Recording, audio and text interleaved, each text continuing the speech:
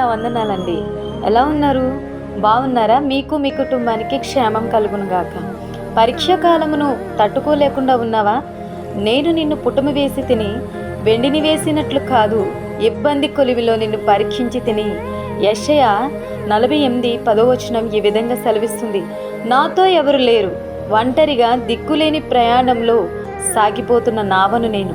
ఒక గురి లేదు, ఒక గమ్యం లేదు, ఒక తోడు లేదు, ఎవరి సహాయం, ఎవరి ప్రేమ లేదు అని కృంగిపోయి ఉన్నావా? దిగులు పడకు. నీవు నడిచే మార్గం నీ రక్షకునికి తెలుసు, నీ దేవునికి తెలుసు. నిన్ను సువర్ణంగా మార్చాలని ఆయన ఆశపడుతున్నారు. నలుగురిలో ఉంటే, చిరునవ్వుతో ఉంటే, నెమ్మదితో జీవిస్తుంటే ఎప్పటికీ అలా మార్చబడలేవు. అందుకే అన్నిటినీ, అందరినీ నీకు దూరం చేశారు. ఒంటరితనం అంటే ఏంటో తెలియజేస్తున్నారు. గుండె కోత అంటే ఏంటో నేర్పిస్తున్నారు. వేదన, ఆవేదన అనుభవం గుండా నిన్ను నడిపిస్తున్నారు. కన్నీటి సుడుల మధ్యను, దుఃఖ సాగర నడుమ నిన్ను నడిపిస్తున్నారు. నిందలు, అవమానాలు అంటే ఏమిటో తెలియజేస్తున్నారు. దిక్కెవ్వరు లేని స్థితి అంటే ఏమిటో నేర్పిస్తున్నారు.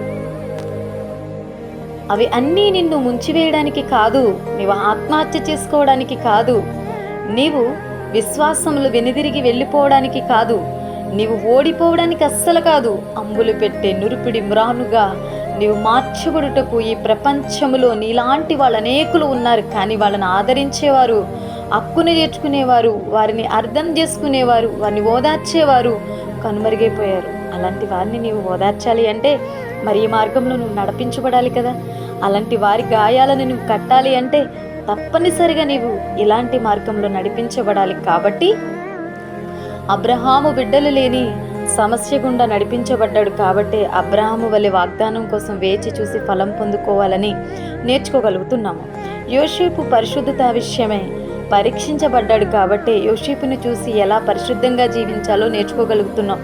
యోబు పరీక్షించబడ్డాడు. కాబట్టి రెండింతల ఆశీర్వాదం కోసం ఎలా జీవించాలో మనం నేర్చుకోగలుగుతున్నాం. యాకోబు ఒంటరిగా మిగిలిపోయాడు. కాబట్టి అతన్ని చూసి దేవునితో ఎలా పెనుగులాడాలో నేర్చుకోగలుగుతున్నాం. దావీదు అనేక శ్రమల గుండా నడిపించబడ్డాడు. కాబట్టి అతన్ని బట్టి శ్రమలలో ఎలా జీవించాలో నేర్చుకోగలుగుతున్నాం. ఇలా మనకి దేవుడు ఇచ్చిన పరిశుద్ధ గ్రంథంలో అనేక మంది మనకి మాదిరిగా ఉన్నారు. అనేక పాఠాలు వారు మనకి నేర్పిస్తున్నారు. నేర్చుకునే వారిలో నీవు నేను ఉండక మనల్ని చూసి ఇతరులు నేర్చుకోవాలని దేవుడు ఆశిస్తున్నారు. కాబట్టి శ్రమల కొలిమిలో, ఇబ్బందుల మార్గంలో నిన్ను నడిపిస్తున్నారు. నీవు నడుచు మార్గం పూర్తిగా ఆయనకు తెలుసు. కీర్తనలు 139 నుంచి 5 వరకు. ఈ పరీక్షాకాలం ముగిసిన పిమ్మట చిగురించే పచ్చని ఒలీవ మొక్క పక్షుల అరుపులతో అందముగా వినిపించే సంగీత నాదముల, వెండి మోసలో అగ్ని కొలిమిలో పరీక్షింపబడి బయటికి వచ్చిన శుద్ధమైన వెండిలా, శుద్ధమైన సువర్ణములా నీవు మెరిసిపోతావు. నమ్మిన వారందరూ ఆమేన్ చెప్దామా? ఆమేన్. నేను నమ్ముతున్నాను.